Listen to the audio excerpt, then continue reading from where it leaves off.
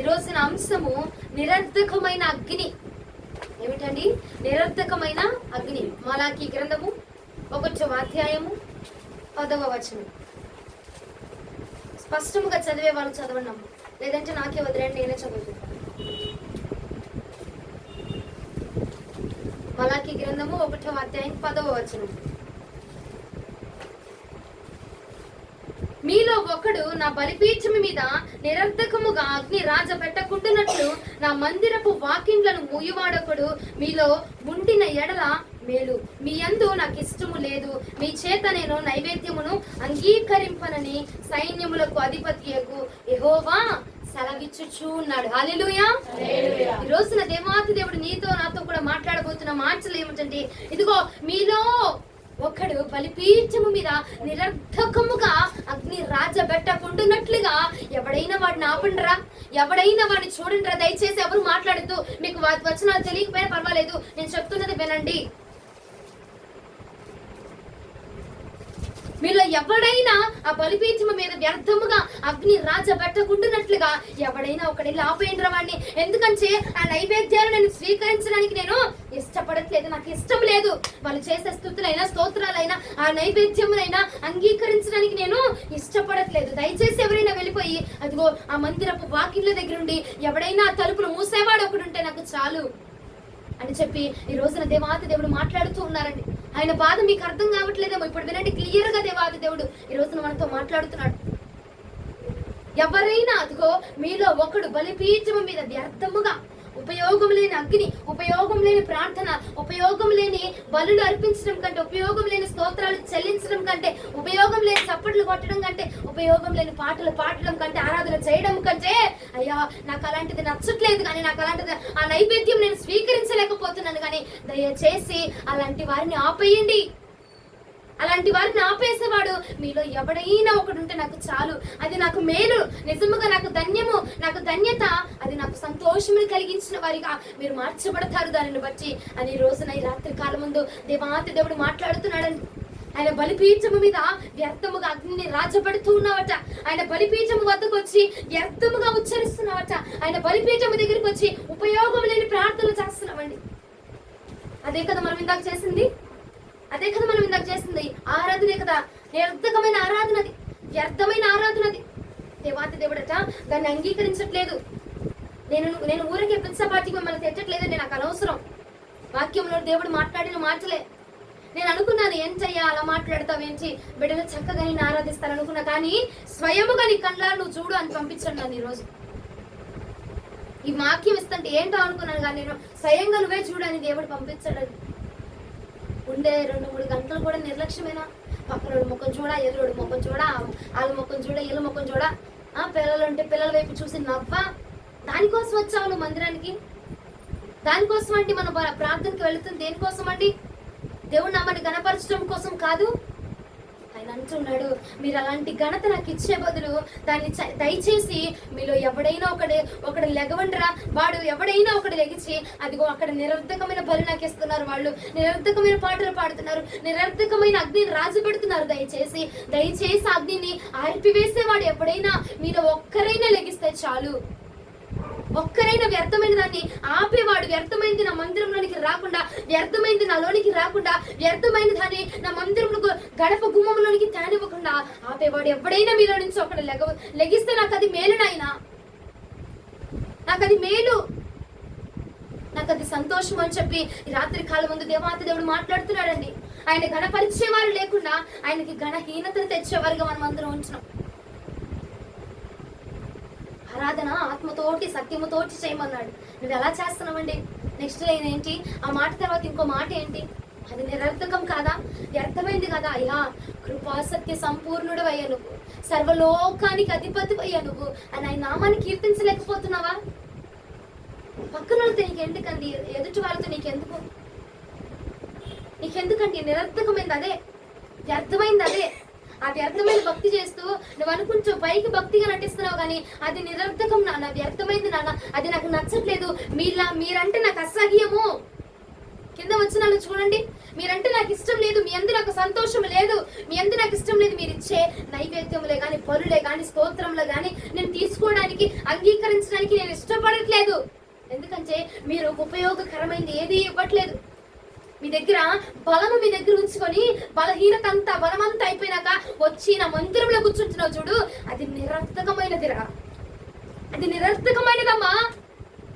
బలమంతా నువ్వు వాడుకొని, ఏమండి, బలమంతా నువ్వు ఉపయోగించుకొని అంత అయిపోయినాక వచ్చి మందిరంలో కూర్చుని కొనుక్కుబాట్లు పడతావా?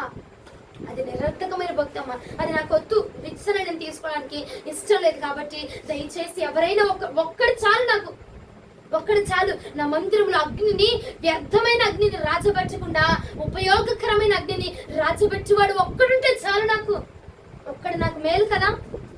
ఇంతమంది ఉండడం కంటే ఒక్కడొచ్చి నన్ను మనస్సారా ఆరాధించుట నాకు ఇష్టమైన నైవేద్యం కదా అది, నాకు ఇష్టమైన బలి కదా అది, నాకు ఇష్టమైన ఇంపైన సువాసన కదా నాకు అది. ఒక్కడు చాలు నాన్న, ఒక్కడు చాలు. వ్యర్థముగా ఆ ఉచ్చరింపకుండా ఆపివేసేవాడు ఒక్కడుంటే చాలు నాకు. వ్యర్థమైన పని జరిగించకుండా నన్ను గణపరిచేవాడు ఒక్కడుంటే చాలు నాకు. నిరర్థకమైన అగ్నిని నా బలిపీఠము దగ్గరికి రాక మునిపే వాడు అలా చేస్తాడు గనక, అది రాక మునిపే, బలిపీఠము వద్దకు రాక మునిపే మందిరపు వాకింట్ల దగ్గర ఒకటి కావలిగా ఉండండి. నా పని జరిగించేవాడిగా ఒకడు ఉండండి. నన్ను గణపరిచేవాడిగా ఒకడు మారండి. నన్ను గణపరిచేవాడిగా, నాకు ఘనతనిచ్చేవాడిగా, నాకు భయపడేవాడిగా. యజమానుడినైతే నాకు రావాల్సిన భయమేదిరా? నేను నీ తండ్రినైతే, నేను నీ బిడ్డ, నువ్వు నన్ను తండ్రిగా స్వీకరిస్తే కుమారునిగా నువ్వు నాకు ఇవ్వవలసిన ప్రేమేది? నువ్వు నాకు ఇవ్వాల్సిన ఘనత ఏది అని అడుగుతున్నాడు దేవుడు. నేను నీ బిడ్డనయ్యా అని చెప్పుకొని ఊర్లో మరి చెప్పుకొని తిరుగుతున్నావు కదా, మరి నేను నీ తండ్రినైతే నాకు ఇవ్వాల్సిన మహిమేది? నాకు రావాల్సిన ఘనత ఏది? నాకు ఇవ్వాల్సింది ఇస్తున్నావా? నాకు చేయాల్సింది నువ్వు చేస్తున్నావా? ఆత్మ సత్యములోనికి వద్దామా? బలిపీఠముగా నువ్వు తయారవ్వాలి అనుకుంటున్నావు కదా. ఒక బలిపీఠముగా నేనే కట్టబడాలి, నా మీదకు నువ్వు రావాలి ప్రభా, నాలో నువ్వు నివాసం చేయాలి ప్రభా అని నువ్వు ఆశపడుతున్నావు కదా. బలిపీఠముగా నువ్వు మార్చబడుతూ ఉన్నప్పుడు వేరొక అగ్ని ఆ బలిపీఠము మీదకు వచ్చుచూ ఉండగట. ఇదిగో ఆ అగ్ని ఆ బలిపీఠము మీదకు రాకుండాట్లుగా పరిశుద్ధాత్మ సహాయముతో ఆ అగ్నిని, ఆ వేరొక అగ్నిని ఆర్పి వేసేవాడిగా నువ్వు ఉండుట నాకెంతో మేలు, నాకెంతో ధన్యత. అది హల్లెలూయా. అర్థమవుతుంటే హల్లెలూయా చెప్పండి, లేదంటే మౌనంగా కూర్చోండి. హల్లెలూయా. అర్థమవుతున్న వారు హల్లెలూయా. నీవు ఒక బలిపీఠం గయా, నేను ఒక బలిపీఠంగా మార్చబడాలా. బలిపీఠం మీదకి ఇది ఒక ప్రకటన గ్రంథంలో రాయబడిందిగా, బలిపీఠం మీద నువ్వు నివాసం చేస్తానన్నావు కదయ్యా. అయ్యా, బలిపీఠముగా నన్ను మార్చు, నువ్వు ప్రార్థించావా? బలిపీఠముగా తయారవడానికి ఇష్టపడుతున్నావా? ఒక బలిగా, ఒక అర్పణగా, ఒక సమర్పణగా దేవుడి కోసం నువ్వు త్యాగము చేసుకుంటూ, నీ యొక్క బలాన్ని త్యాగం చేసుకుంటూ నీవు క్రీస్తు కోసం నిలబడడానికి ఇష్టపడుతున్నట్లయితే గనక ఆ బలిపీఠం మీదకి నిరర్థకమైనది, వ్యర్థమైన మాటలు, వ్యర్థమైన చూపులు, వ్యర్థమైన తలంపులు, వ్యర్థమైన పాపం అంతయు ఉపయోగం లేనిది, నాకు మహిమ తీసుకురానిది, నన్ను గణపరచనిది, నాకు ఇష్టం లేనిది ఏది కూడా బలిపీఠము అయిన నీ వద్దకు రాకుండానట్లుగా దానిని నిలిపివేసేవాడిగా, పరిశుద్ధాత్మ సహాయమును తీసుకొని దానిని ఆర్పివేసేవాడిగా నీవు ఉంటరా చాలు. నాకు అది మేలు, నువ్వు ఉంటే నాకు అది సంతోషం. ఎందుకంటే నా బిడ్డ అదిగో నిరర్థకమైనది ఏది కూడా ఆ బలిపీఠం మీదకి రానివ్వడు అని చెప్పి నిన్ను బట్టి నేను సంతోషిస్తాను. అది నాకు చాలు, ఒక్కడున్నా చాలు. నాకు 1000 మంది అవసరం లేదు, 1000 పరివారం నాకు అవసరం లేదు. నువ్వు ఒక్కడివి చాలు, నాకు నువ్వు ఒక్కదానివి చాలమ్మా. నన్ను మహిమపరచడానికి, మనస్సారా ఆరాధన చేయడానికి మీరొక్కరు చాలు. వ్యర్థముగా ఎంతో మంది నా నామాన్ని పెట్టుకొని వ్యర్థముగా ఉచ్చరిస్తూ ఉన్నారు, వ్యర్థముగా మాట్లాడుతూ ఉన్నారు. నన్ను ఒక వాడుకుంటున్నారు. ఎలా వాడుకుంటారంటే ధనము ఉపయోగించుకోవడానికి వాడుకుంటున్నారు, ధనము సంపాదించుకోవడానికి వాడుకుంటున్నారు. నా దేవుని యొక్క నామాన్ని ఎలా వాడుకుంటున్నారండి? ధనము సంపాదించుకోవడానికో, బలము సంపాదించుకోవడానికో, పేరు సంపాదించుకోవడానికి మాత్రమే వాడుకుంటున్నారు. కానీ నా దేవునికి మనసారా తిరిగో స్తుతి నైవేద్యపు బలులు అర్పించడానికి ఏ ఒక్కరైనా ఇష్టపడుతున్నారా? ప్రార్థన చేస్తే, ఆ ప్రార్థన జరిగితే, కార్యం జరిగితే వదిలిపెట్టేసేవారు ఎంతో మంది నిరర్థకమైనగా. నిరర్థకంగా నన్ను వదిలేళ్ళే వాళ్ళు చాలా మంది ఉన్నారు. నన్ను విడిచిపెట్టే వాళ్ళు చాలా మంది ఉన్నారు. నాకు హేయమైనది ఇచ్చేవారు ఎంతో మంది ఉన్నారు. వారి దగ్గర శ్రేష్టమైనది ఉంచుకొని వారికి పనికిరాన్ని తీసుకొచ్చిన మందిరంలో విత్తేవారు కూడా ఎంతో మంది ఉన్నారు. శ్రేష్టమైన బలాన్ని ఉంచుకొని, శ్రేష్టమైన ధనాన్ని ఉంచుకొని, ఏమండి, పనికి రాని వాటిని, ఉపయోగం లేని వాటిని, ఉపయోగం లేని సమయాన్ని, ఉపయోగం లేని బలాన్ని, నీకే అది ఉపయోగం లేనప్పుడు నా తండ్రికి ఎలాగ ఉపయోగపడిద్దండి? అది ఆలోచించావా? నిద్ర వస్తుంటే, కొనుకుబాట్లు వస్తుంటే మందిరంలోకి వచ్చి కూర్చొని కొనుకుబాట్లు పడుతుంటావే, అది వ్యర్థము కదా? అది నీకు తెలియదా? దేనికండి నువ్వు మందిరానికి వచ్చేది? నిద్రలు పోవడానికా? నిద్రలు పోవడానికా అండి? ఇంట్లో చక్కగా పరుపులు ఉన్నాయి, మంచాలు ఉన్నాయి. ఇక్కడేముంది? నేలే, కట్టిక నేల మీద. అవసరమనికి బాధ వద్దు. నిరర్థకమైనది చెల్లించడానికి వచ్చి, వ్యర్థమైనది చేయడానికి వచ్చి దేవుని మందిరంలో అండి వ్యర్థమైన మాటలు, వ్యర్థమైన ఆరాధన నీ మనస్సుకైనా సంపూర్ణంగా అనిపించిందా? నువ్వు చేసే ఆరాధన మనస్సారా నేను దేవుని ఈ రోజున కనపరిచాను, హార్ట్ఫుల్ గా ఉంది అని ఎవరైనా ఉన్నారు ఇక్కడ? ఎవరైనా ఉన్నారండి? మనస్సారా ఎవరైనా ఆరాధన చేశారా? చెప్పండి నాకు.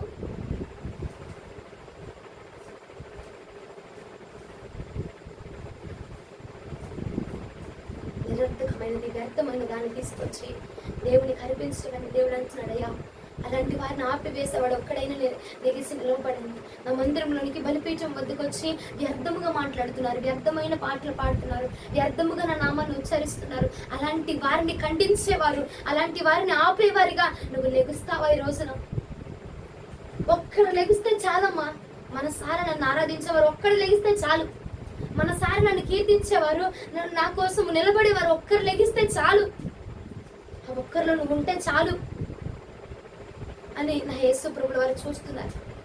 నన్ను కనపరిచేవారు, నాకు సహకరించేవారు, వ్యర్థమైనది నా నుంచి తీసే ప్రభు అని ప్రతి నిమిషము కూడా నా సహాయము కోరుతూ వ్యర్థమైన దానిని వారిలోనికి అంగీకరింపని వారు ఒక్కరు వస్తే చాలు. నాకు ఆ ఒక్కరితోనే నాకు సంతోషము, ఆ ఒక్కరితోనే నాకు మేలు. హల్లెలూయా. రాత్రి కాలం ముందు దేవుడు మాట్లాడుతూ ఉన్నారండి. ఇలాగ నిరర్థకమైనది, వ్యర్థమైనది అనిపించి చెప్పేమండి, చప్పట్లు కొడతా ఉన్నారు. అంతసేపు ఏమొచ్చింది? మీకు బలం వచ్చింది? ఎవరికైనా చేతులు నొప్పులు వచ్చినాయా? చేతులు నొప్పులు వస్తాయి. ఎందుకంటే నువ్వు నిరర్థకమైన అగ్ని రాజపడుతున్నావు కనుక. వ్యర్థమైన చప్పట్లు కొడుతున్నావు, వ్యర్థమైన భాషలు మాట్లాడుతున్నావు, వ్యర్థముగా నువ్వు చప్పట్లు కొడుతూ దేవుడు నామని గణపరుస్తున్నావు కనుక నీ చేతులు నొప్పులు వస్తాయి. ఆయన ఆత్మను పొందుకున్నవారట నూతనమైన బలం పొందుతారట. హల్లెలూయా. రొక్కిన దూడ వలె గంతులు వేస్తారంట దేవుని యొక్క సన్నిధానములకు. డ్రమ్ ఉంటేనే గెలుతారా? మైక్ సౌండ్ ఉంటేనే గెలుతారా? అప్పుడే వస్తుంది మీకు ఆత్మ. అది నిరర్థకమైనది. దేవుడినట మనం ముందర ఆయన ఊహించుకుంటూ కీర్తించాలంట. ఆరాధన చేసేటప్పుడు ఇదిగో నా ముందర ప్రత్యక్షమై ఉన్నావయ్యా, అయ్యా ధవలవర్ణుడు, రత్నవర్ణుడు అయ్యా అని చెప్పి ఆయన పోలికను, ఆయన రూపుని మనము కీర్తిస్తూ, ఆయన ఘనపరుస్తూ, వివరిస్తూ, వర్ణిస్తూ ఆయన మనం ఆరాధన చేయాలండి. నువ్వు చేసే 10 నిమిషాల ఆరాధనే కదా, పట్టుమని చేస్తే 10 నిమిషాలు కూడా చేయం ఆరాధన. 10 నిమిషాల ఆరాధనకేనా? ఆ 10 నిమిషాల ఆరాధన కూడా వ్యర్థంగా దొంగలించు. అలా చేయదండి. అలా చేసేవారంటే ఓపిక లేదంటే కూర్చుంటూ చేయబాకపోతే వ్యర్థమైనది అర్పించి దేవుడు నడిచి అలాంటి వ్యర్థమైన వాళ్ళు నాకు వద్దు. వాళ్ళ ఎందుకు నాకు అసహ్యం పుడుతుంది, వాళ్ళని చూస్తే నాకు చీ అనిపిస్తుంది, నాకు అసహ్యం పుడుతుంది, వాళ్ళని బట్టి నేను సంతోషించట్లేదు, వాళ్ళని బట్టి నేను బాధపడుతున్నాను. నువ్వు అర్పించి, నువ్వు చెల్లించి దేవుని బాధ పెట్టడం కంటే మౌనంగా కూర్చోవడం మేలు కదండి. అది శ్రేష్టమైంది కాదు. నీకు చేతులు ఎప్పుడు వస్తుంది అంటే నీ ఆత్మ దేవుడితో కనెక్ట్ అయ్యి నువ్వు ఆరాధన చేయట్లా. వచ్చే ఆరాధనలో మనం ఆరాధన చేస్తూ ఉంటాట ఇంకా ఇంకా ఇంకా ఇంకా ఇంకా ఇంకా ఆత్మ మన పుర్రు కొలుపుతూ ఉంటుందండి. అభిషేకంతో దేవాదేవుడు అగ్ని చేత ఇంకా నింపాలి, ఇంకా నింపాలి, ఇంకా నింపాలా, ఇంకా నింపాలని ఆయన ఆత్మ పుర్రు కొలిపించబడుతుంది. ఎప్పుడైతే దేవునికి ఇవ్వాల్సిన సమయాన్ని మనం దేవునికి ఇస్తామో, వచ్చి సమయానికి వచ్చి ప్రార్థన చేస్తాడు, 3 పాటలు పాడి ఆయన నామాన్ని కనపరిచిన, ఆయన నామాన్ని ఉచ్చరింప సత్యముగా మురుగుతో కనపరిచి చూడు. ఆ రోజున దేవుని ఆత్మ ఎంత అద్భుతంగా పనిచేస్తుంది మన మధ్యలో. నేను అంచాను మా ఇంట్లో వాళ్ళని త్వరగా వెళ్ళండి, త్వరగా వెళ్ళండి, త్వరగా కానిపడంతే వాళ్ళకి నా మీద కోపం వచ్చింది. నిజమేనండి, వాళ్ళకి నా మీద కోపం. త్వరగా వెళ్ళండి, త్వరగా వెళ్ళండి, ఇక మమ్మల్ని రెచ్చగొట్టి మమ్మల్ని పంపించింది. ఆ మాత్రం కదలదంటే నేను సిద్ధపాటులో ఉన్నాను. ఆ మాత్రం కదలదు అని అనుకోలేని వారు మమ్మల్ని పంపించింది అంటారు. ఎందుకు అనుకుంటాను? నేను ఎందుకు అలా చెప్తున్నాను తెలుసా? 9 గంటలు నన్ను పెట్టుకున్నాం అనుకోండి, 9 గంటలకి ప్రభు వచ్చి ఆయన కూర్చుంటారట. నా మందిరంలో ఏ బిడ్డ వచ్చింది, నన్ను గణపరచడానికి ఏ కుమార్తె వచ్చింది, నా దగ్గరికి ఏ కుమారుడు వచ్చాడు, నన్ను గురించి ఆశగారికి ఎవరు వచ్చారు అని చెప్పి ఎదురు చూస్తానట. ఆయన వచ్చి కూర్చుంటాడంటండి. 9 గంటలకు పెళ్లి పిలిపించావు, ముహూర్తం అన్నావు, అవునా? పెళ్లి కూతురు రాబోతే పెళ్లి జరిగిదా? పెళ్లి కుమారు రాబోతే జరిగిదా? మరి పిలిపించావు కదా, 9 గంటలకు ప్రార్థన పిలిపించావు కదా, మరి ఆ పిలుపుకి వచ్చాడు కదా ఆయన. మరి నీవేది? నువ్వెక్కడున్నావు? స్నానాలు చేయడంలో, నిద్రలు పోవడంలో, తిండి తినడంలో. ఏమండి, నేను అందుకే మా ఇంట్లో చెప్తాను, దేవుని ముందర మనం అపరాధులుగా నిలబడకూడదు, దోషులుగా మనం నిలబడకూడదు. కనుక మీ పనులైనా ఆపేసుకోండి, మీ తిండైనా ఆపేసుకోండి, వెళ్ళి ప్రాంతంలో ముందు కూర్చోండి. ఆ సమయానికి మీరు కూర్చుంటే వస్తారు వాళ్ళు. నేను వచ్చిన తర్వాత వచ్చే బిజినెస్ మ్యాన్ చాలా మంది ఉన్నారు, వాళ్ళ గురించి వదిలేండి. అసలు వాళ్ళ గురించి నేను పట్టించుకోదలుచుకోవాలి, వాళ్ళ గురించి వదిలేండి. నేను వచ్చిన తర్వాత నేను కూర్చొని ఆరాధన చేశాక వాక్యం మొదలు పెట్టాక సగంలో వచ్చే పుణ్యాత్ములు కూడా ఉన్నారు. దేవునికి ఇచ్చేది నిరంతరమైన ఇచ్చిన వేస్ట్ నాన్న. దయచేసి నా బాధ అర్థం చేసుకోండి. రాత్రి 3 గంటల సేపు వచ్చి కూర్చుంటాం నిద్రపోకుండా కూర్చున్నందుకు ఏదైనా ఫలితం ఉండాలి కదా. ఆ ఫలితం కూడా లేకుండా వ్యర్థమైపోతుంది నువ్వు చేసేది, వ్యర్థమైపోతుంది నాన్న. కాబట్టి అలాంటి చేయొద్దు, దయచేసి నాకు ఇష్టం లేదు చేయొద్దు, నా మనసును ఒప్పించద్దు అని చెప్పి దేవాది దేవుడు ఈ రోజు మాట్లాడుతున్నాడు. మళ్ళీ ఒకసారి చదవండి 10వ వచనం. మీలో ఒకడు నా బలిపీఠం మీద నిరద్రకముగా అగ్ని రాజపెట్టుకుంటున్నట్లు నా మందిరపు వాకిట్లను మూయవాడొకడు మీలో ఉండిన ఎడల మేలు. మీ యందు నాకు ఇష్టం లేదు. ఎందుకు నాకు సంతోషం అంటున్నాడా? ఎందుకు నాకు ఇష్టం లేదురా బాబు. మీ చేత నేను నైవేద్యమును అంగీకరింపనని సైన్యములకు అధిపతి యెహోవా సెలవిచ్చుచున్నాడు. నువ్వు తీసుకురా నేను అంగీకరిస్తా అంటున్నాడా? అంగీకరించను. నువ్వు చేసే నైవేద్యం అంటే పరమాన్నాలు సేమియాలు పాయసాలు అనుకునేవారు. మీరు ఇస్తున్న స్థుతులు మీ యొక్క స్థుతి కేకలు నేను అంగీకరించలేకపోతున్నా. నాకు ఇష్టం లేకపోతుంది. ఎందుకు నాకు ఇష్టమే లేదు, మీ అందరూ నాకు ఆనందమే లేదు, ఎందుకు నాకు సంతోషమే లేదు, మీరు ఇచ్చేది నాకు నచ్చట్లేదు. నువ్వు కనపరిచేవారు ఏరి, నన్ను హెచ్చించేవారు ఏరి, నాకు సహకరించి అగ్నిని వేరొక అగ్నిని రాజపెట్టకుండా ఉండేవాడు ఏడి, నాకు సహకరించేవాడు ఏడండి. ఇదిగో ప్రభా, నా దోషములు రక్తము వలె నాయన కెంపు వలె ఉన్న నా పాపాలను హిమ వలె తెల్లగా మార్చేయని ప్రార్థన చేస్తున్నావు కదా. మరి నేను హిమముగా మార్చాలంటే నువ్వు నాకు సహకరించాలి కదా. నేను నిన్ను కడగాలంటే, నేను నిన్ను శుద్ధి చేయాలంటే నువ్వు నాకు సహకరించాలి కదా. సహకరించేవాడు ఏడి, నాకు వేరొక అగ్నిని రాజపెట్టకుండా ఉండేవాడు ఏడి. ఆత్మని నా యొక్క నామాన్ని వ్యర్థముగా ఉచ్చరించకుండా ఉండేవాడు ఎవరు? వారి లాభాల కోసమో, వారి ఇష్టాల కోసమో, వారి యొక్క క్రియల కోసం, వారి యొక్క కార్యాల కోసం ఉచ్చరించేవాడు. కానీ ఎవడైనా మనస్సారా నన్ను స్తుతించేవాడు ఉన్నాడా? నేను తండ్రి అయితే నాకు రావాల్సిన ఘనత ఏది? నేనే తండ్రి అయితే, నేనే యజమానుడు అయితే నాకు రావాల్సిన ఘనత ఎక్కడ? ఈ రాత్రి నేను అడుగుతున్నాడు దేవాది దేవుడు, నాకు రావాల్సిన ఘనత ఏదమ్మా? నువ్వు నాకు ఇవ్వాల్సిన సమర్పణ ఏది? నువ్వు నాకు ఇవ్వాల్సిన కానుక ఏది? కానుకంటే మరి డబ్బుల గురించి చెప్పేవారేమో. ఈ రాత్రి నాకు తెలుసు మీ గురించి. నాకు ఇవ్వాల్సిన కానుక అంటే అయ్యా ఇంకా పాడారా, శాశ్వత కృపను నేను తాళంచగా కానుకానైతిని నీ సన్నిధిలో. ఎడయ్యమ్మా కానుకను అయిపోయానయ్యా నేను నీకోసం అని పాడావు కదా. ఏ కానుక అయ్యావు? నిద్రపోయే కానుక? ఏమండి నిద్రపోయే కానుకలా? ఆరాధనలో వాళ్ళ మొక్క మేము అయ్యం మొక్క మా మొక్క మేమమ్మ చూసుకునే కానుకలు అయ్యారా? ఏ కానుకలు అయ్యారు? అయి పడితే ఈ సదరా, ఈ చదివితే ఈ సదరా, ఈ పడితే అయి పెట్ట. ఆరాధన చేస్తున్నాము, మినిమం కామన్ సెన్స్ మనకు ఉండట్లేదండి. దేవాదేవుడు మన ముందు వచ్చి నిల్చున్నాడు, ఆయన ఎలా కీర్తించాలి, ఆయన ఎలా గణపరచాలి, అది ఆరాధన, దేవుడికి ఇచ్చిన నైవేద్యము, అది స్తుతి యాగము అని చెప్పి తలంచడం లేదా? ఎలా పడితే అలా ఎలా పడితే అలా వచ్చి కళ్ళు తెరుచుకొని కొట్టి ఏముందండి వచ్చేదిగా? ఏముందని ఇచ్చేదిగా? ఆత్మతోను సత్యముతోను ఆరాధన చేయమన్నాడు దేవుడు. ఆత్మ ఊరు నమ్మబడింది అంతేనా? ఆత్మను ఊరు పంపుతారు, వాడు ఇక్కడ ఉంచుతారు. ఆరాధన కాదండి దేవుడికి ఇష్టమైంది, అది నిరర్థకమైనదట, వ్యర్థమైందట. ఇంకొక బైబిల్ గ్రంథంలో ఉంటుందండి, ఎవడైనా అలాంటి వాడు ఉంటే కనుక వాడు రాకుండా నా మందిరం తలుపులు మూసేయండి రా, నా తలుపులు మూసేయండి, ఆలయం ఒక తలుపులు మూసేసేయండి అని రానివద్దు. అలాంటి వారిని రానివద్దు. అలాంటి నాకు ఇష్టం లేదు. అలాంటి వారు చేసే స్తోత్రాలు నేను అంగీకరించడానికి అసలు నాకు ఇష్టమే లేదు. వారి యందు వారిని బట్టి నేను సంతోషించట్లే లేదు. అలాంటి వారు నాకు అక్కర్లేదు. నా మందిరంలో అగ్ని రాజు పెట్టేవాడు అక్కడున్నా చాలు, నా ఆత్మని నన్ను కనిపించేవాడు అక్కడ ఉంటే చాలు. పరిశుద్ధాత్మని దూషించకూడదండి, పరిశుద్ధాత్మ ఎందుకు నటించకూడదు. నా ఆత్మని కనపరిచేవాడు ఒక్కడే ఉంటే చాలు. ఆలస్యంగా వచ్చిన పర్వాలేదు, ఒకడున్నాడా నన్ను మనస్సారా కనపరిచేవాడు, ఆత్మతో కనపరిచేవాడు, స్తుతిస్తూ కనపరిస్తూ కేకలు వేస్తూ నా ఎందుకు పరవశించేవాడు ఒకడున్నాడా చాలు. నాకు అది చాలు, నా ఒక్కడున్నా చాలు. వందల మంది, వేల మంది, లక్షల మంది, కోట్ల మంది అవసరం, నన్ను మనసారా ఆరాధించాడు ఒక్కటి చాలు. ఎవడి కాళ్ళు చేతులు అన్ని అవయవాలు సరిగ్గా బిడ్డ ఒకరు కావాలనుకుంటావా? అవయవాలు లేకపోయినా పర్వాలేదు, పుడితే చాలు నాకు. అలాంటి బిడ్డలు 100 మంది మిమ్మల్ని కోరుకుంటారండి. అవయవాలు ఉన్నాడు ఒకడైనా చాలు, అవునా కదా? అవయవాలు ఉన్నాడు, గుండె సరిగ్గా పనిచేస్తున్నాడు ఒకడున్నా చాలు. క్రీస్తులో ఒక్కొక్క అవయవముగా ఏర్పాటు చేయబడ్డావు కదా, కాలు పనిచేస్తుంది, చేయి పని చేయదు. క్రీస్తులో అవయవాలమ్మ మేమని చెప్పావు, క్రీస్తు శరీరంలో ఒక అవయవాలు అన్నావు. మరి ఏ అవయవంగా చేయగా ఉన్నావు, కాలుగా ఉన్నావు? మరి ఒక కాలు చేయగా ఉంటే చేయి పని చేయదు, కాలు కూడా కాలు పని చేయదు. ఏమండి క్రీస్తును మనము క్రీస్తు శరీరముకి ఏర్పాటు అయ్యి మనమాట ఆయన మహిమపరచాలంటండి. మనం ఆయన గణపరచాలండి. కేకలు వేస్తూ ఆర్భాటముతో స్తుతిస్తూ నీరసాల మొహం పెట్టుకొని కేజీ లీటర్ సిలైన్ బాటిల్ పెట్టించుకున్నాడు. లీటర్ బాటిల్ అయిన సిలైన్ లీటర్ బాటిల్ పెట్టించుకొని అటు నీరసంగా చెప్తారు. ఎందుకండి అది నిరర్థకమైంది. నువ్వు చేసి దాని బదులు వెళ్ళిపోయి ఇంట్లోకి నిద్రపోతే నువ్వు మొహం ఫ్రెష్గా ఉంటుంది, పొద్దున కల్లా అందంగా నీ మొహం కనిపించింది. ఇప్పుడు ఆ ప్రాంతంలో కూర్చొని పొద్దున పీకుపోయిన మొహాలు ఎందుకు? అంతేగాని ఇప్పుడు సక్కం కొడుకు మనకు పొద్దున మొహం తేడాగా ఉండేది. అది మీరు కదా నీకు వ్యర్థమైంది, నిరర్థకమైంది, అరిపించి ఉపయోగం లేదు అనిపించి ఆఖరికి వెళ్ళిపోయి అగ్నిలో పడ్డ కంటే ఇది నయ్యం కదా. దయచేసి అలా ఉండమాకండి, దయచేసి అలా ఉండదు. చేస్తే చేయండి, లేక ఆపేద్దాం అంతే. దేవుడు నామాన్ని వ్యర్థంగా ఉచ్చరింప చేయదు. మనకి ఈ గ్రంథం 1 అధ్యాయం 6, 7, 8 వచ్చిన ఒకసారి చూడండి. కుమారుడు తన తండ్రిని కనపరచును కదా, కుమారుడు తన తండ్రిని కనపరచును కదా, దాసుడు తన యజమాని కనపరచును కదా. నా నామమును నిర్లక్ష్య పెట్టి యాజకులారా, నేను తండ్రినైతే నాకు రావాల్సిన ఘనత ఏమాయను? నాకు రావాల్సిన ఘనత ఏంటి నాయనా? నేను యజమానుడనైతే నాకు భయపడేవాడు వాడెవడు ఉన్నాడు అని నాకు భయపడవలసిన వాడు ఏడి? నేను యజమానుడి, యజమానుడు అయ్యా అని పడుతున్నావే, యజమానుడా అని పడుతున్నావు కదా. నేను యజమానుడు అన్నావు, నా దగ్గర చూపించాల్సిన భయభక్తులు అయ్యి తండ్రి అని పిలుస్తున్నావు, అప్పా అంటున్నావు, నాన్న అంటున్నావు. మరి నేను తండ్రిని అయితే కుమారుడు గారు నాకు ఇవ్వాల్సిన విలువేది? చదువు తల్లి అని సైన్యములకు అధిపతి యెహోవా మిమ్మును అడుగగా, ఏమి చేసి నీ నామము నిర్లక్ష్య నిర్లక్ష్య పెట్టితమని మీరందరూ మ్మ్. నా బలిపీఠము మీద మ్మ్. అపవిత్రమైన భోజనము మ్మ్. మీరు అర్పించుచు మ్మ్. ఏమి చేసి నిన్ను అపవిత్ర పరిచితమని మ్మ్. మీరందరూ మ్మ్. యెహోవా భోజనపు బల్లను నీచపరిచినందు చేతనే కదా వృద్ధి దానిని తీసుకొని ఆ. బలిగా అర్పించిన ఎడల మ్మ్. అది దోషము కాదా మ్మ్. కుంటి దానినైనా మ్మ్. రోగము గల దానినైనా ఆ. అర్పించిన ఎడల ఆ. అది దోషము కాదా మ్మ్. అట్టి వానిని మ్మ్. నీ అధికారికి నీవు ఇచ్చిన ఎడల అతడు నీకు దయచూపున మ్మ్. నిన్ను అంగీకరించిన ఆ. అని సైన్యములకు అధిపతియగు యెహోవా అడుగుచున్నాడు. చాలు. ఏయ్యా నేనేం చేశాను? ఏం చేశానయ్యా? అటు చూసి అంతేగా దానికి తిట్టేసింది నన్ను అక్క. ఇక్కడ కూడా అలాగే అడుగుతున్నారంట, ఏం చేశామయ్యా? నీకు విరోధంగా మేము ఏం చేశాము అని అంటే, నేను మాట్లాడుతున్నాను కదా, నేను మాట్లాడుతున్నప్పుడు నా మాట శ్రద్ధగా ఆలకించాలి. నీకు తెలియదా? మార్త వల్ల ఎందుకు నువ్వు విస్తారమైన పనులు ఉన్నట్టుగా తిరుగుతున్నావు? నేను మాట్లాడుతున్నాను కదా, నా స్వరము నీకు వినపడుతుంది కదా, నా స్వరము నీకు ఆలకించబడట్లేదా? అయ్యా నేనేం చేశానయ్యా? ఏం చేశాం ప్రభు అని చెప్పి ఇక్కడ బిడ్డలు అడుగుతున్నారట, ఏం చేశామయ్యా? నా బలిపీఠం మీద అపవిత్రమైన భోజనం మీరు అర్పించు ఏమి చేసి నిన్ను అపవిత్రపరిచామయ్యా? మా వల్ల దోషం ఏమొచ్చింది? మా వల్ల నీకు బాధ కలిగిందయ్యా? వెళ్తున్నాగా ప్రార్థనకి నువ్వు చేయమందంతా చేస్తున్నాగా, కానుకలు ఇస్తున్నాను, దశం భాగం ఇస్తున్నాను కదయ్యా అంటే, నీ కానుకలు నీ దశం భాగంలో కాదు. నాకు రావాల్సిన ఘనత ఏది? నువ్వు నాకు ఇవ్వాల్సిన విలువేది? నువ్వు నాకు ఇవ్వాల్సిన విలువేది? నీకు ఇష్టమైన వారు మాట్లాడుతుంటే, నువ్వు ప్రేమించిన వారు నీతో వచ్చి మాట్లాడుతుంటే, రోడ్ల మీద పోయేవాళ్ళు ఎమ్మట చూస్తూ ఉంటావా? నువ్వు వ్యర్థముగా చూస్తూ ఉంటారండి మీరు? నీ భర్త, నీ కుమారుడు, నీ తల్లిదండ్రులు ఎవరు వచ్చి నీతో మాట్లాడుతున్నారు?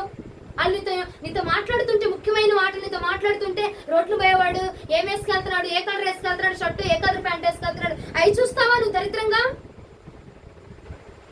వ్యర్థమైన దాన్ని చేయకుండా, నిరర్థకమైన దాన్ని చేయకుండా, అదే దేవుడు అంటున్నాడు. ఇంతమంది ఉండడం కంటే ఒకడు ఉండంటే చాలు. నాకు ఒకడు నిరర్థకమైన అగ్నిని రాజబెట్టకుండా ఒకడుంటే చాలు.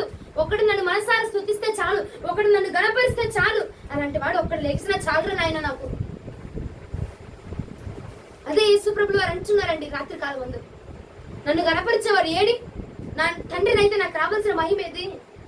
నా కుమారుడైతే వాడు నాకు ఇవ్వాల్సిన ప్రేమ ఏది? నాకు ఇవ్వాల్సిన ఘనత ఏది? నాకు ఇవ్వాల్సిన మహిమ ఏది? యజమానుడు అంటే, యజమానుడునైతే ఆ దాసుడుగా ఉన్నాడు కదా, నాకు వాడు నాకు చూపించాల్సిన భయమేదమ్మా? నాకు చూపించాల్సిన విధేయత ఏది? రోజున దేవాతి దేవుడు అడుగుతుంటే నీ మనసు కదల్చబడటం లేదేమో, కానీ ఇంత వట్టికి నువ్వు చేసిందంత వ్యర్థము, ఇంత వట్టికి నువ్వు చేసిన భక్తి అంతా వ్యర్థము, నువ్వు చేసిన ప్రార్థన అంతా వ్యర్థము అని నీ భక్తిని నిన్ను కొట్టి వేస్తుంటే నీలో చలనం పుట్టట్లేదా? చలనం పుట్టట్లేదండి? నువ్వెన్ని సంపాదించుకున్నావో అంత వ్యర్థము రా. నాకు నచ్చట్లేదు నువ్వంటే, నువ్వంటే అసహ్యం పుడుతుంది. నిన్ను వదిలి వెళ్ళిపోవాలనుకుంటున్నాను. నువ్వు నాకు ఇష్టం లేదు అని చెప్పి దేవుడు నిన్ను త్రోసి వేస్తున్నాడు కదా. నీ మనస్సు కదిలించబడట్లేదా అండి రాత్రి కాలం ముందు? నువ్వు నాకు ఇష్టం లేదురా, నాకు అసహ్యంగా ఉంది. ప్రేమించిన వ్యక్తి వచ్చి నువ్వంటే నాకు ఇష్టం లేదని చెప్తే అంత బాధ ఉండిద్దండి. అది అనుభవించిన వాడికే తెలిసిద్దట. ఈ రాత్రి అది నీకు అనుభవపూర్వకంగా అవ్వాలంటే వాక్యం విని నువ్వు ఆలోచన చేయి. ఒకసారి నీ దృష్టి నిలిపి చూడు. నిన్ను త్రోసేస్తున్నాడట. నాకు అసహ్యంగా ఉంది, నువ్వు పక్కకి వెళ్ళిపోవాలి. దేవాతి దేవుడు తోసేస్తా అండి. ఎప్పుడు వాడు గర్జించు సింహం వాళ్ళు ఎదురు చూస్తున్నాడట. ఎప్పుడు మీరు ఇంకేద్దామా అని, ఎప్పుడు ఈయన తోసేస్తాడా వీడిని, ఎప్పుడు ఈయన వదిలేస్తాడా ఆమెని, నేను వెళ్ళి మింగుదామని చెప్పి చూస్తున్నాడంటమ్మా. నేను మిమ్మల్ని తిట్టాలను లేదా ఇది చేయాలను కాదు. దేవుని యొక్క బాధను మీరు అర్థం చేసుకోండి. రాత్రి నేను మీకు ఇంకా అర్థవంతమయ్యేలాగా నేను ప్రార్థన చేసుకుంటా. నేను వారికి అర్థమయ్యేలా చెప్పే కృప నాకు దయచేయి ప్రభు అని. మీకు అర్థం కాక అటు ఇటు చూస్తున్నారేమో నాకైతే తెలియదు, కానీ నేనైతే ప్రార్థన చేసుకుంటా ఇంకా మీకు అర్థమయ్యేలా చెప్పాలి అని. ఎందుకంటే నీ వైపు వేలెత్తి చూపించడం కంటే నా వైపు నేను వేలెత్తి చూపించుకోవడం శ్రేష్టమని లేఖనం సెలవిస్తుంది కదా. మిమ్మల్ని అనడం కంటే నన్ను నేను అనుకోవడం మంచిది. ఇప్పుడు దాన్ని తిట్టేసావుగా అయిపోయింది అనుకుంటారేమో. ఆయన బాధ నేను మీకు వెల్లడిపరుస్తున్నానండి. నాకు ఇష్టం లేదురా, నాకు అంటే అసహ్యం. ఒక్కసారి ప్రేమించిన వ్యక్తి దూరం అయిపోతే, ఎడబాసితే ఆ బాధ ఎలా ఉంటుందండి? ఆ అది ఎలా ఉండిద్ది? బ్రతకలేక, చావలేక, ఏమండి, ప్రాణము కొట్టుకు మిట్టుకు ఆడిపోతూ ఉంటుందండి. అలాగే యేసు ప్రభుల వారట ఈ రోజు నాకు అసహ్యం వేస్తుంది. నిన్ను చూస్తుంటే నాకు నచ్చట్లేదు. నువ్వు నాకు అక్కర్లేదు, నువ్వు చేసేది ఏది నాకు అక్కర్లేదు, నన్ను వదిలి వెళ్ళిపో నువ్వు అని దేవాతి దేవుడు అంటే నీ మనసు చలించట్లేదా? నీ మనసు చలించట్లేదండి? అంత బండవల అయిపోయింది నీ హృదయము. నాకు అక్కర్లేదు నాన్న, నాకు అక్కర్లేదు, నాకు అక్కర్లేదు, అసలు అసహ్యంగా ఉంది నిన్ను చూస్తే నాకు అంటే. ఒక్కసారి అది అనుభవిస్తేనే తెలిసిద్దండి. ఆయన ఎడబాసితే సంతృప్తి లేక, ఎందుకు బ్రతుకుతున్నామో అర్థం కాక, ఏం చేస్తున్నామో అర్థం కాక, ఏమండి, పిచ్చోళ్ళైపోయి ప్రేమించిన వ్యక్తి కనుక వదిలివేస్తే రోడ్ల మీద పిచ్చోళ్ళైపోయి తిరుగుతారు చూస్తావా? అలాగా దేవుడి ఎడబాసితే అండి ఇక మన గతి అంతే. మన గతి అంతేనండి. విడిచిపెట్టాడంటే ఒకసారి ఆయన, ఎడబాసాడంటే సంసోను ఎడబాసేసాడండి దేవుడు. తిరగలు విసిరేవాడిగా మార్చబడిపోయాడు. రోజున అదే స్థానంలో, అదే స్థితిలో నువ్వు నేను ఉండిపోయాము.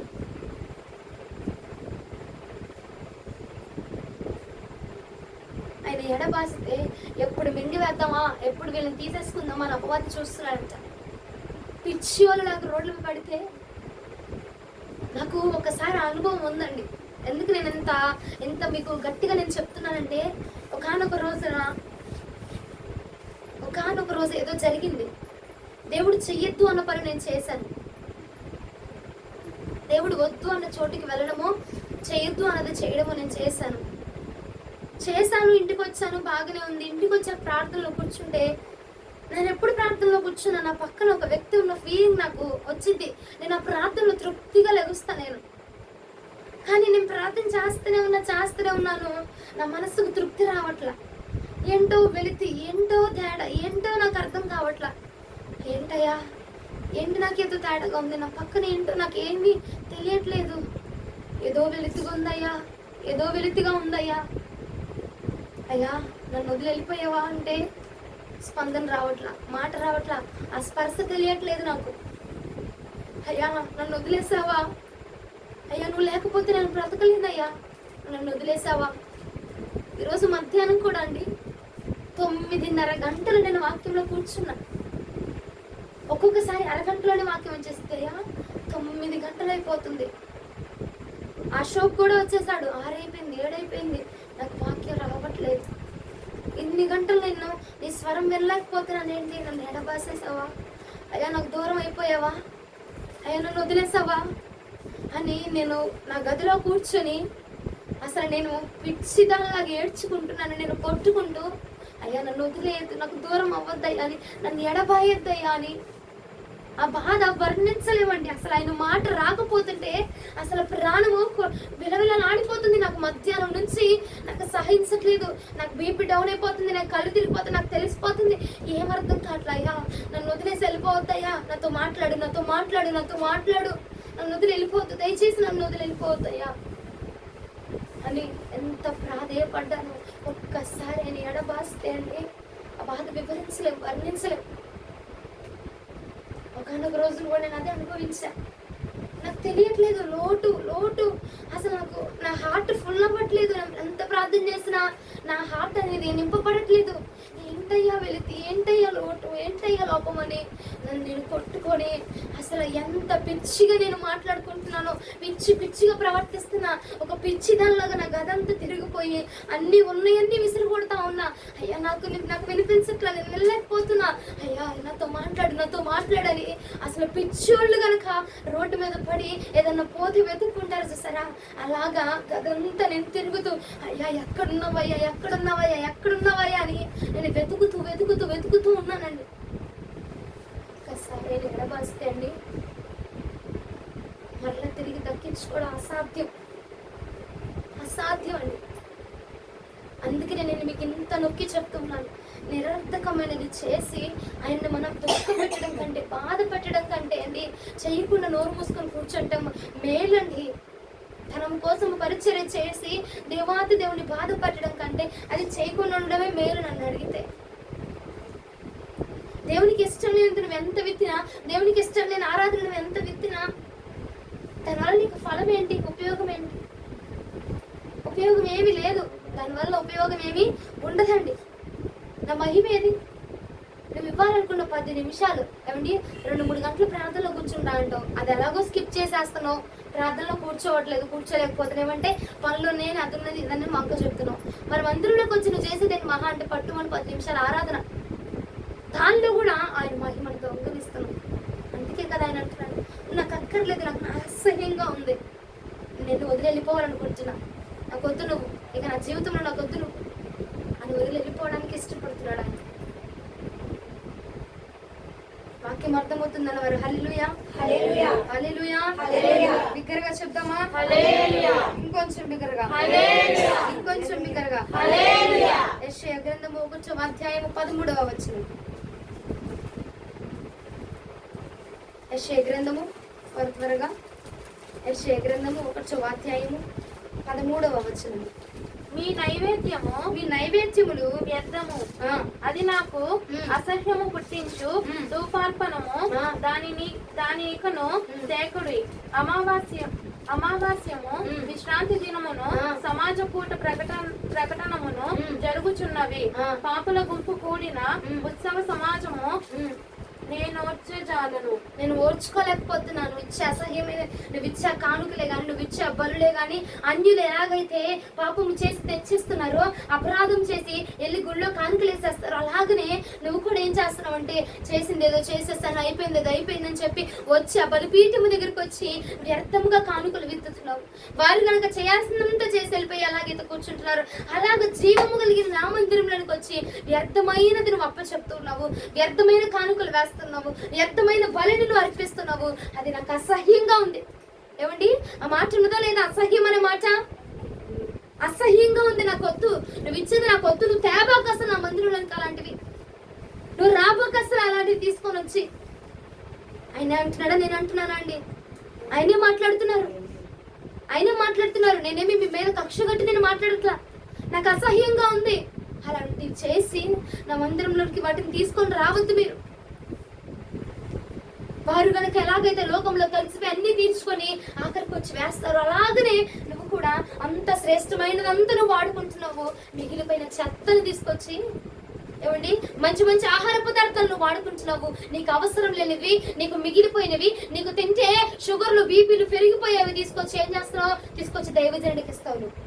ఏమండి లేరు అలాంటి వారు ఉన్నారు ఖచ్చితంగా. నా 2 కళ్ళతో నేనే చూసా. వాళ్ళకి అవసరం లేదు, వాళ్ళకి ఏమన్నా ఇదే తింటే తీసుకొచ్చి దైవజనులకు ఇస్తారండి. వ్యర్థమైన దాన్ని తీసుకొచ్చి నువ్వు మందిరం, నీకు అక్కర్లేనిదా దేవుడు కోరుకుంటుంది, నీకు అక్కర్లేనిది దేవుడు ఆశిస్తున్నాడు. నేను ఉంచండి, నీకే ఉపయోగం లేదది, మరి దేవాతి దేవుడికి ఎలా ఉపయోగపడుద్ది? దైవజనులకు ఎలా ఉపయోగపడుద్దండి? నీకే ఉపయోగం లేనిది అది.